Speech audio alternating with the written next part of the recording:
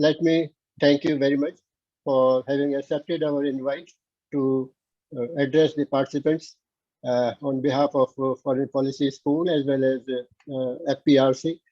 Foreign Policy School is just a initiative of Foreign Policy Research Center, and it is for this sort of addresses to the university students, where you can see that students are from all parts of India, JNU, Delhi, and Jamia, Calcutta, Bombay, Chennai, Bangalore. So we have a crowd drawn from all parts of India. So with that, I would like to request you to please go on with your address. Thank you so much. Thank you so much for having me and giving me a chance to address people who are interested in looking at the dynamics of unfolding geopolitics in Asia Pacific, specifically the Quad. As you suggested, I will be focusing on the reactions that China has, the responses that China has vis-a-vis the Quad in Asia Pacific.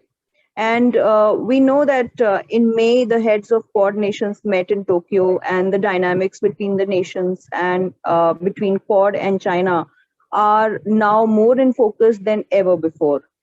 We also know that the world at large has witnessed Russia-Ukraine conflict, and that the global politics is still trying to completely understand the immediate and long-term impact of this conflict. And therefore, the tensions between China and Taiwan, the territorial tensions that China has with other countries are also under a keen scanner.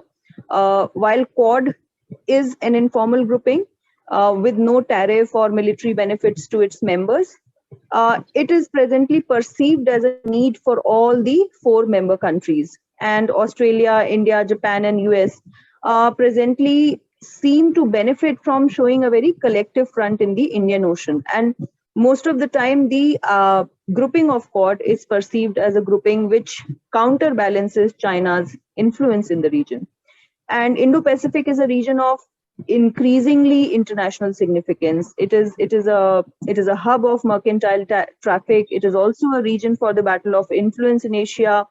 So Quad may not always be, might not yet be a strategic organization, but certainly the beginning of Quad and the standing that and the direction towards which Quad is headed, there is a collective strategic, essence to this particular organization.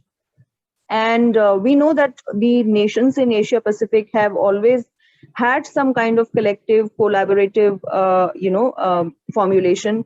If you look at the example of what happened in tsunami years in the Indian Ocean, the disaster relief management and the disaster relief operations that were led by India at that point in time were wholeheartedly supported by the nations in that particular region.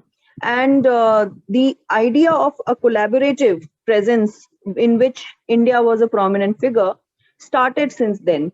So the Indian presence in this particular neighborhood in the Asia Pacific region, with the new incarnation of Quad, as it were, now has more and more strategic and symbolic value.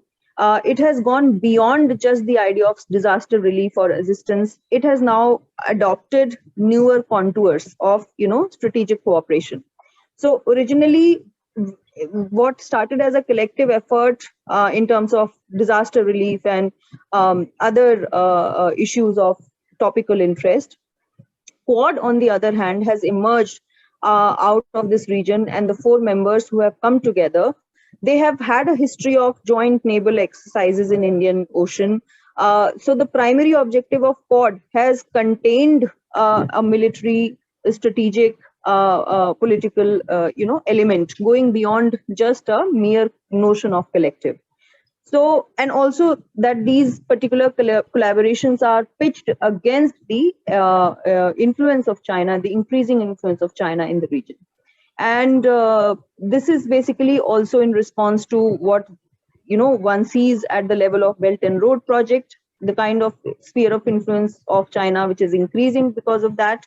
The maritime belt, which facilitates trade, also means that there is a heavy presence of Chinese influence in the region. So whatever may be the perspective of Belt and Road Initiative, the outcome of Belt and Road Initiative is seen as enlarging presence of China, increasing presence of China. So be it Australia, be it Japan, be it India or the US, none of these countries have taken the likelihood of Chinese expansion, Chinese influence very lightly. And even though some of the countries are geographically situated quite far enough from China, and they are not in its they are not in its immediate vicinity, and therefore do not fear a very eventual, actual, close contact, conflict, because they do not perceive themselves as Chinese targets of expansionism or increasing influence.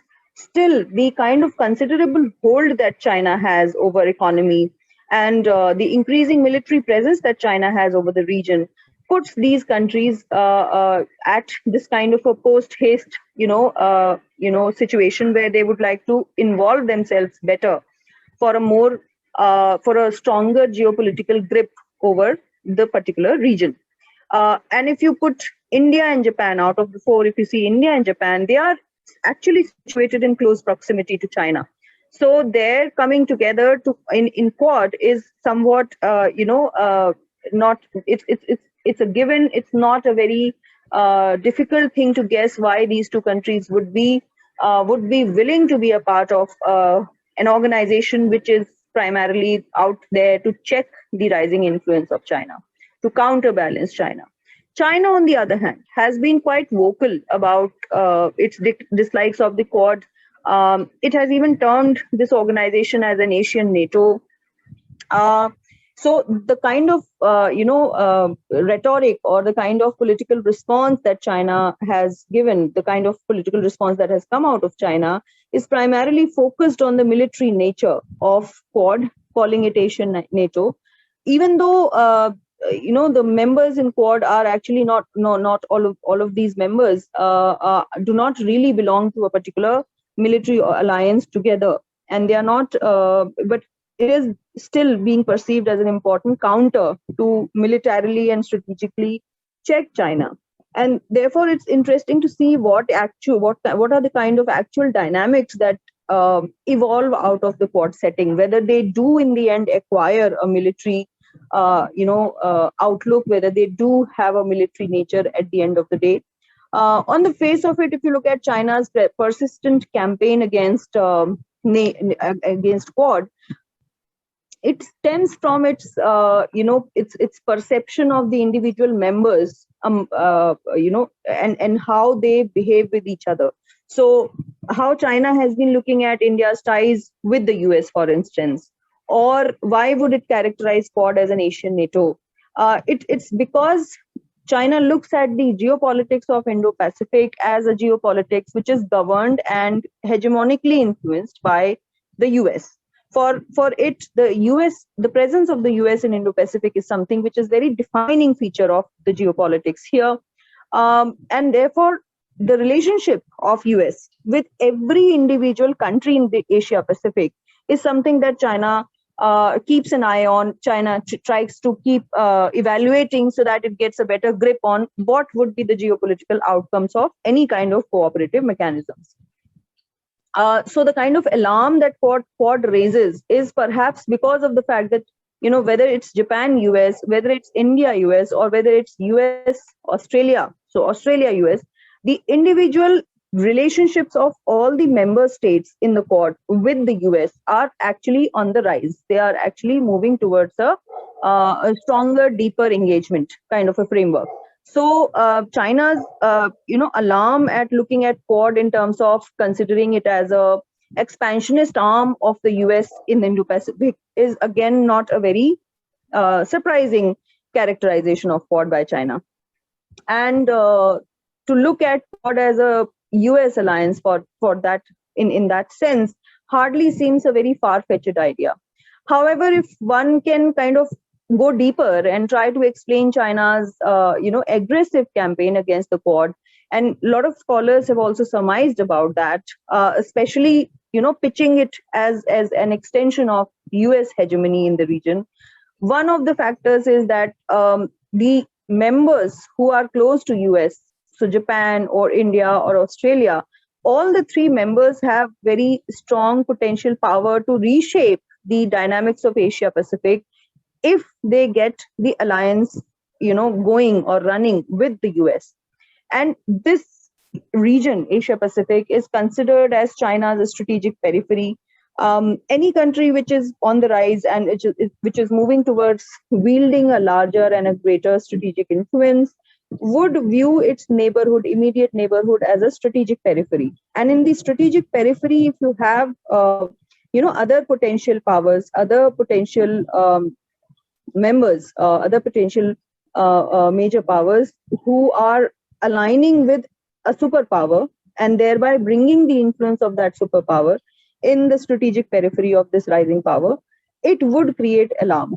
And even though China has rarely ever acknowledged India as a peer competitor, or even Japan as a peer competitor, it is not a hidden fact that China is acutely conscious that any of these members could create significant problems to China if they ally with other powers, specifically the US.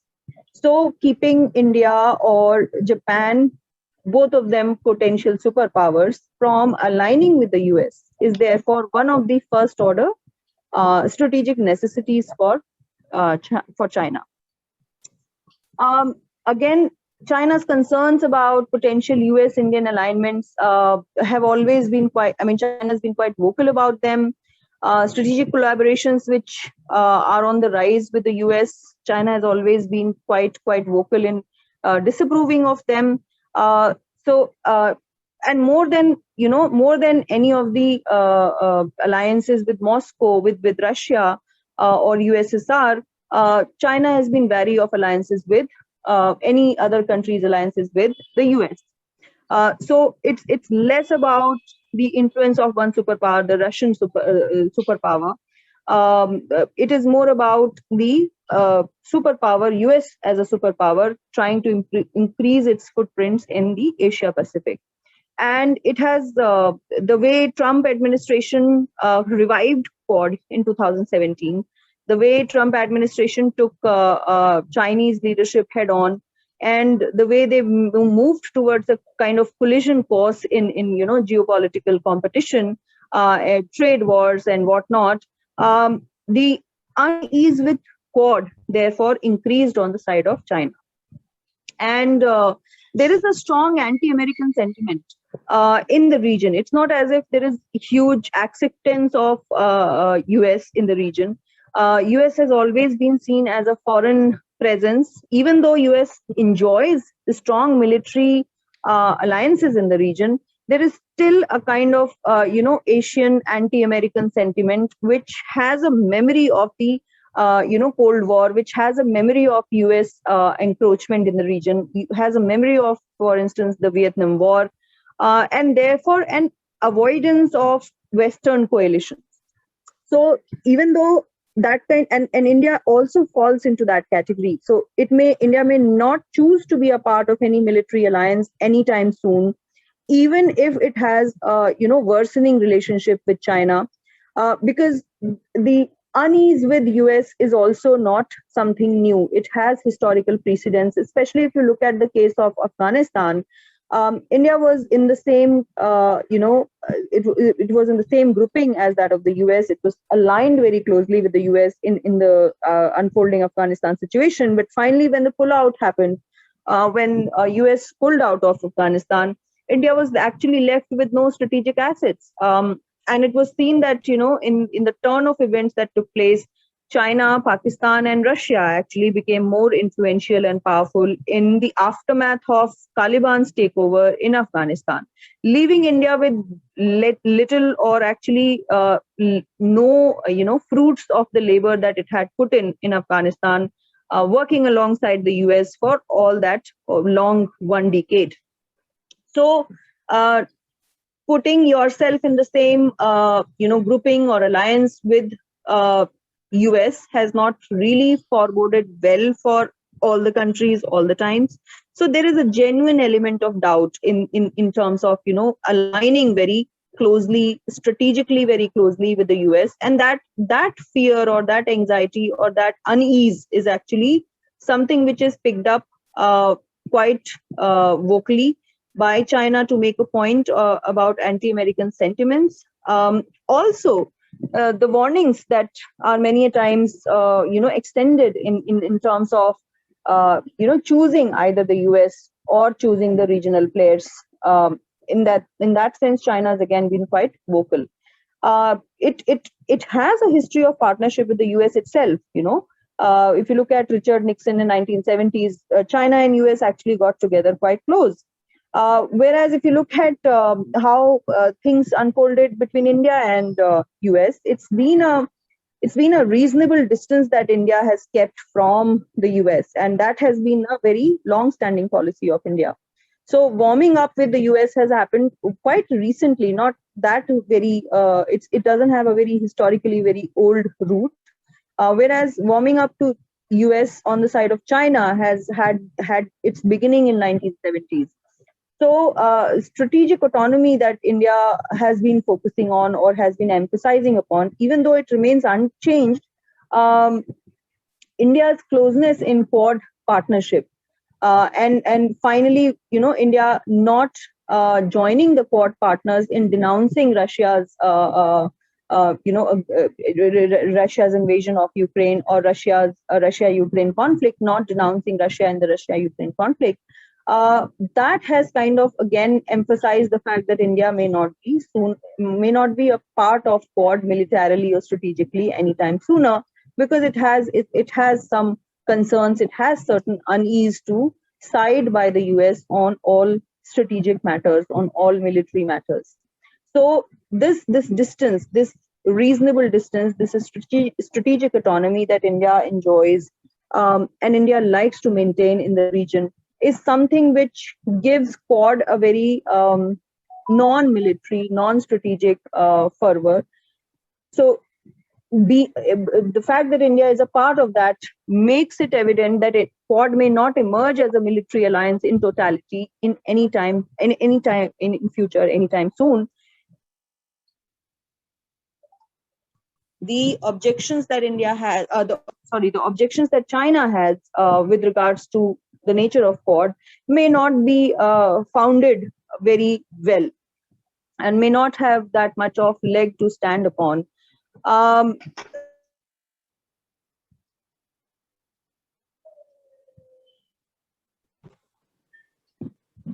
Sorry, am I audible? Yeah, very clear.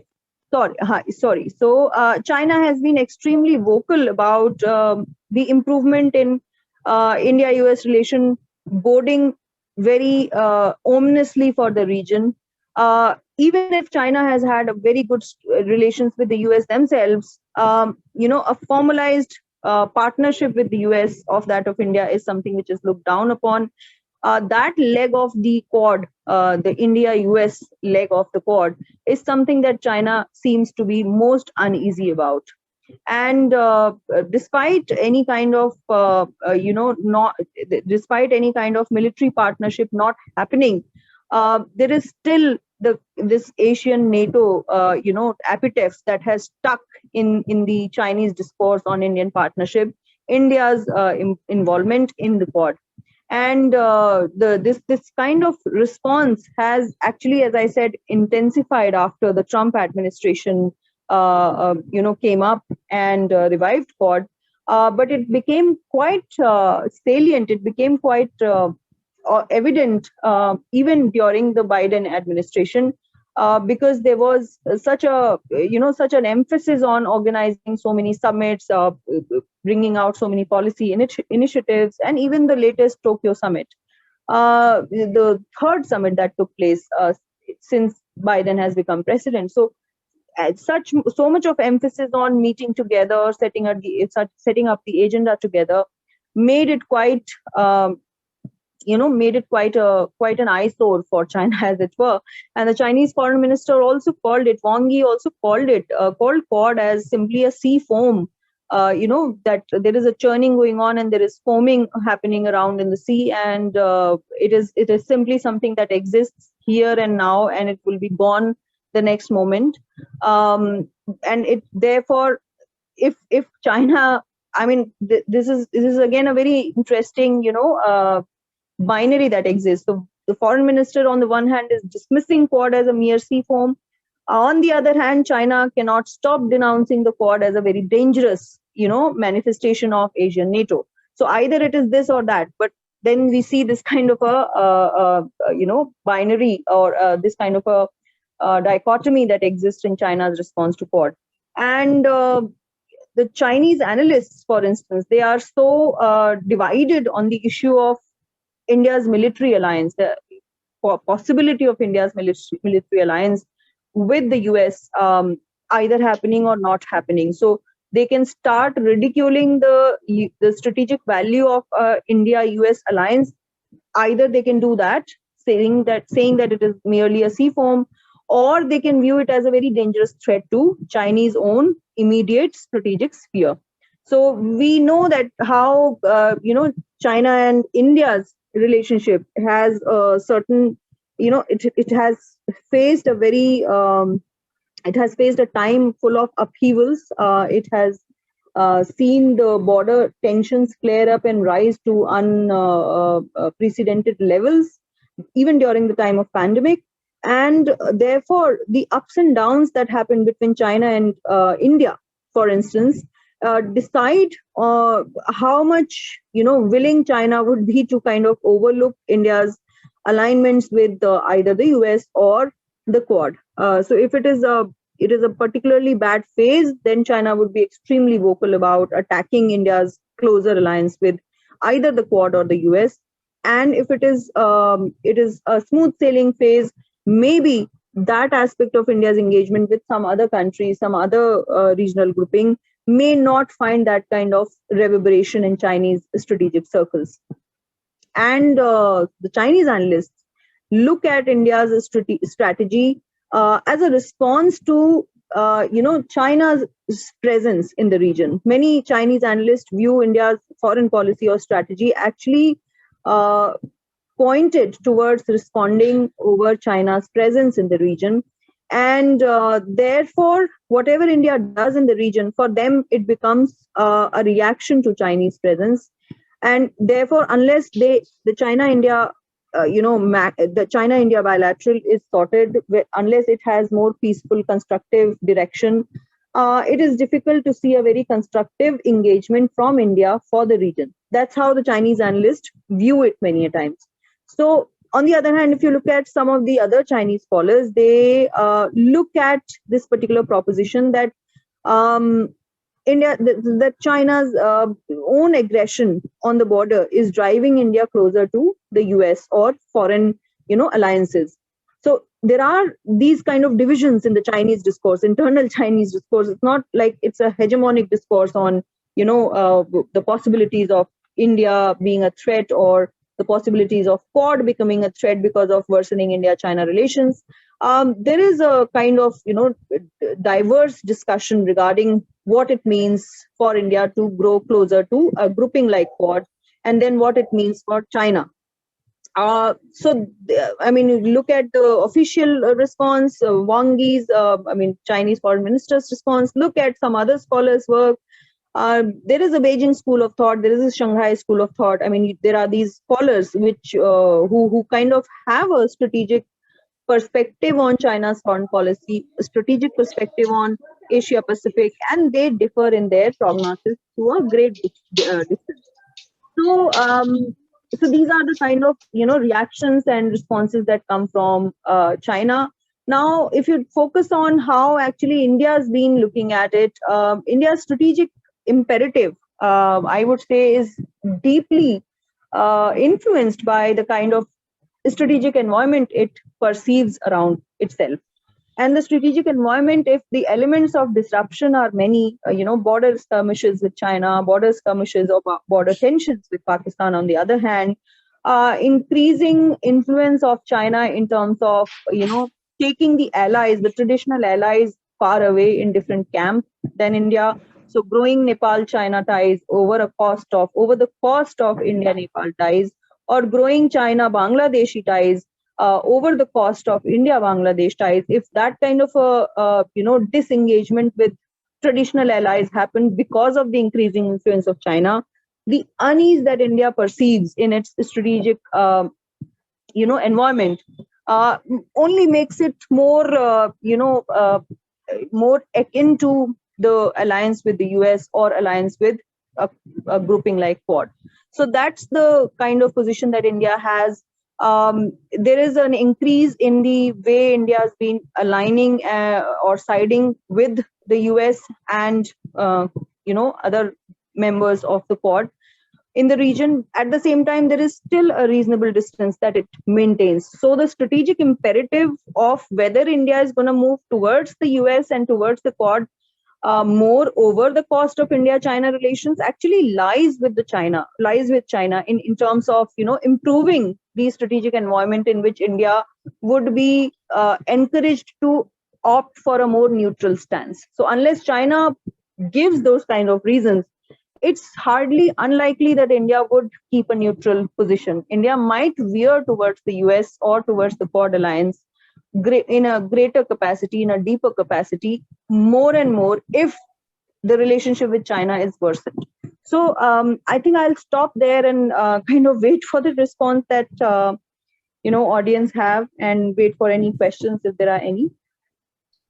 So thank you, Dr. Rityusha, for a very well and explained and exhaustive analysis of a very important a topical interest, I can say, subject, that is Quad.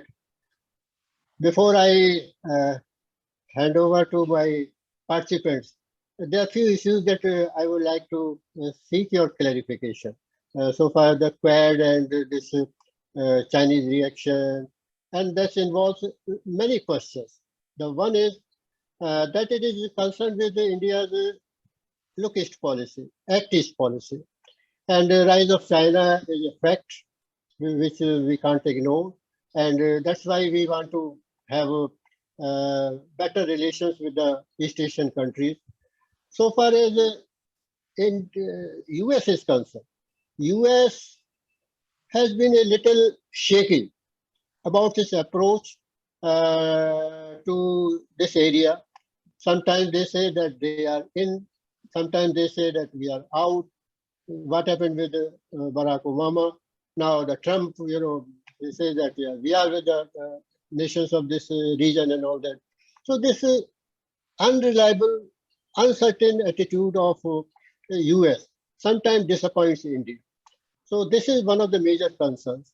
Now, even the Biden has tried to focus on the Quad and on this region simply because to diversify US attention from Ukraine crisis and all that.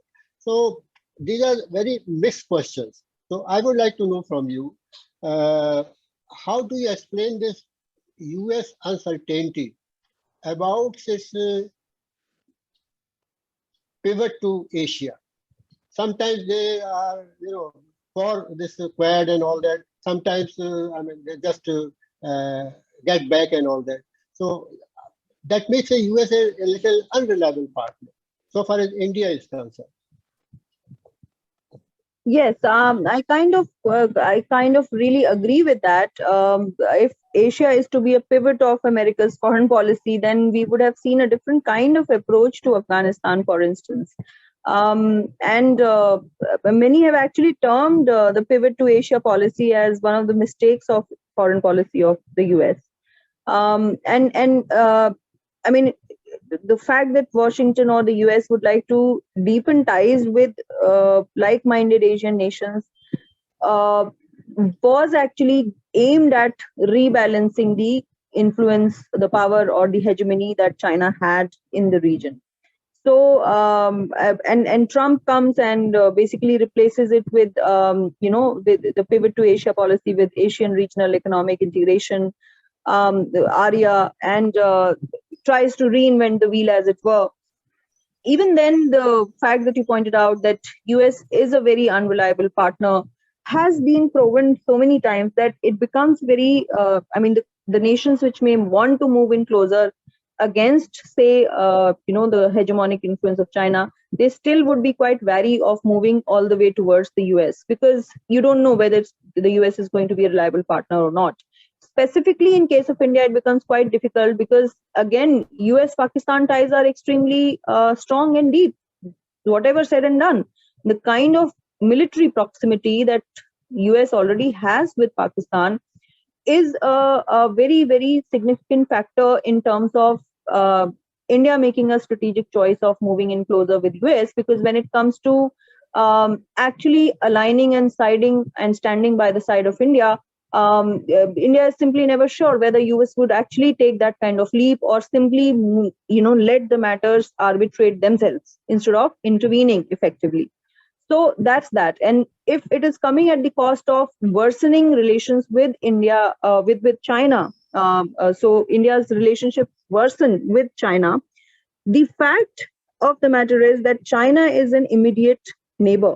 US is something which is actually, it's a nation which is actually across the seven seas, the proverbial seven seas. So the immediate neighbor, if the immediate neighbor is your enemy and you have an ally who is across seven seas, the proverbial seven seas, that's not a very impressive situation for any country to be in, because by the time you have your conflict or conflagration happening, a lot would have already happened by the time you get any kind of credible help from the US in this particular region. Also, if one looks at a very non-conflict scenario, it's not necessary that there is a conflict. Even then, you see what happened in terms of worsening India-China ties. The moment India kind of announced that it would not take imports, so many imports from China, there was no credible replacement of Chinese products in Indian market. So it wasn't as if India was able to find or and because of the reasons of geography, because of the reasons of cost effectiveness associated with that geography, it's not easy to replace a neighbor like China in terms of even economy, in terms of the trade volume that actually exists between India and China. So the unease of India is because of many factors. Many of them are geostrategic in nature. Many of them are based or rooted in history. But they all contribute to this, likelihood of not recognizing US as a very, very credible partner in this region when it really comes to that kind of a moment where you need people to take sides, where you need people, need states to take side, and it just simply doesn't bode very well for India to absolutely antagonize and go towards a collision path with an immediate neighbor like China, and do it because it wanted to improve its relationship with the US, and which is why we see a very kind of safe distance strategy, reasonable distance strategy that India, or for that matter any other country, would have vis-a-vis their situation in the region when it comes to choosing US as an ally over China. You're right. You made a very valid point. It is actually India's dilemma, what to do. And in the present circumstances, the only option seems to be to asking US, Japan, and Australia to join an organization just to contain the influence or the strategic expansion ambitions of China. So we are moving with the times. We are moving with the situation. Now, I would like to ask the participants to raise their questions. Put your questions in a simple and clear manner. And we would like to have many more questions from all of you. Just confined to one question. Yes, please go on. Good evening, ma'am. Yes, Rishabh, ma'am, yes, ma'am. My question is actually, would it be actually viable to actually include more members in the in the Quad, like actually South Korea, or actually some of the actually ASEAN countries which have a negative view of China? Would it make it more effective? Not necessarily, because again, as I said, when it comes to choosing US alliance, whether it's in the form of, and I mean, one knows actually where does Quad derive its strength from. It's actually from the fact that US is in the middle of it, because the most credible presence in terms of power, military power, political, economic power that is there in this particular grouping, it is the US. So it means that if you are a part of this particular organization, if you're a part of this particular grouping, you are actually someone who's trying to be closer to US. Now, if it is coming at the cost of the individual countries' ties with China, most of the countries would not really choose for that kind of a strategy. Even if they are a part of Quad, they would not ally, or they would not side with what every other Quad member is doing in terms of, the US dictating the terms, as it were. So you saw different stands being taken up by India in case of Russia-Ukraine crisis, for instance. And China was on the same side as that of India. It was again those group of countries which chose to kind of show, I would not say it's neutrality that India showed, because of if everyone is denouncing Russia, and if the countries who are choosing not to denounce it in some way or the other, it is akin to actually siding by Russia. The very aspect of neutrality is in that sense then going to be interpreted as, not going opposite to Russia. So exactly the similar kind of thing happens with China. If there is there is a presence like China in the region, many countries would actually go in a neutral zone. So when China-India crisis happens, for instance, even if the countries have good relations with India, they may choose to go simply neutral because China is involved. So that kind of a cost that is associated in terms of moving towards a more confrontationist approach with China, most of the countries are wary of doing that unless the stakes are extremely high. So to say that countries who have more negative perception of China, should they become a part of Quad, would it make Quad more credible? Not necessarily, because when it comes to those moments of reckoning, when it comes to those decisions which really matter, most of the countries would actually bail themselves out. They would not really sign on a piece of paper which puts them in direct confrontation path with China. Because remember, again, it's not simply about an unease of China. It's also about the fact that replacing China economically and trade wise is almost impossible. It is integrated extremely deep into the region. So to choose China or choose any other country over China is not an option. You may have an option of, going alongside with China, as well as being a part of other things, being a part of other groupings. But you might not do it at the cost of a direct confrontation with China. I hope I have been able to make some kind of, point clear here. Yes, ma'am. Thanks a lot. Yes, next question.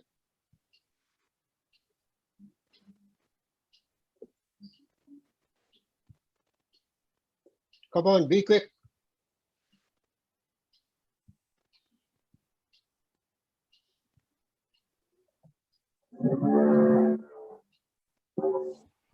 I Yes. don't have any question as such, but I would request you to repeat the part. Introduce yourself. Introduce yourself. Okay, my name is Rityusha Tiwary. I would request you if you could please repeat the part wherein you mentioned and referred Quad to sea foam. Sorry, I can't hear you. Can you be a little bit louder? Hello, am I audible? Just Yes. quite faint, so just speak a little bit closer to the mic if possible. Okay, can I write my question in the chat box? You can also speak now, it's much better. Okay, so I would request you if you could please repeat the part wherein you refer to Quad as the sea foam. I didn't refer to it. The Foreign Minister of China, Wang Yi, referred to it. Okay. So what do you want to say? I could not really understand that section wherein you were talking about Quad as a sea foam. Very simple. Have you been to sea? Have you ever Yeah. been to seaside? Yes. And you must have seen, the sea foam. I Mm. mean, it comes at a very furious speed, and then it's withdrawn. So China says that this is just like a momentary, process, Quad and all that. It will just calm down and cool down. So this is what they mean by sea foam. Okay. Thank you. Any more questions?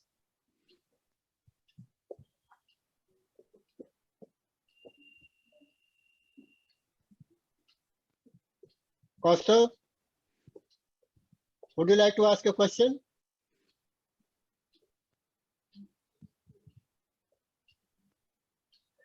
Dr. Rityusha, I have another query that has come to my mind. There are so many issues, and I think one of them is that India herself has been a little, uncertain about this Quad, and right from the beginning of this century, 2000.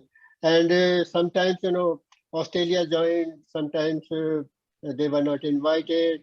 So, how do you look at this, the history of these three nations joining Quad?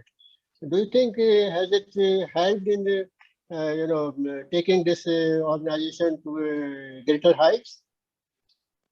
As I said again, the history of these members who are a part of Quad, in terms of their own history together, either a bilateral history or history of them together in some other multilateral organization.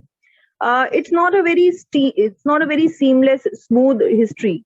There is no, for instance, there's no credible history of a very close bilateral alliance between, say, India, Australia. I mean, things are neutral, to say the best. And on some issues we agree, some issues we do not agree. Again, with India, US, for instance, you have your ups and downs. I mean, there may be times where India may be perceived as going quite closer to US, or US being seen as quite, you know, mindful of India's presence or India's concerns in the region. At the same time, none of them have moved to the levels where you would see an actual alliance, actual deeper, closer military alliance developing between these two countries. India, Japan, again, lot of potential, lot of collaborative, constructive dialogue, but again, not really materializing in the form of any close alliances, as it were. So the unease that India may have in terms of putting too much credence into Quad and therefore abandoning the reasonable distance policy, it's simply not worth it at the moment. India has been a member of too many multilateral organizations. Quad happens to be one of them, simply. I mean, it is not really a great priority in the lexicon of multilateral organizations, which are there in the kitty, Indian kitty. So to say that Quad supersedes all the other multilateral organizations of which India is a part would be, again, jumping the gun a bit. It is not really happening as of now. I don't even view it as uncertainty on the part of India. Perhaps it's more like you wait and watch, you let the thing grow, take a shape. You are a part of it as it is. So unless there is a credible momentum, because again, giving momentum to Quad is not something which is India's prerogative. It could be more of the prerogative of the US, who has the maximum stakes to build and offer, who has the maximum investing capacity, who has the maximum military presence, a credible deterrence system. It's the US. So unless US invests in it, and moves things towards a greater speed, there's not much that India has to do. It simply has to be a part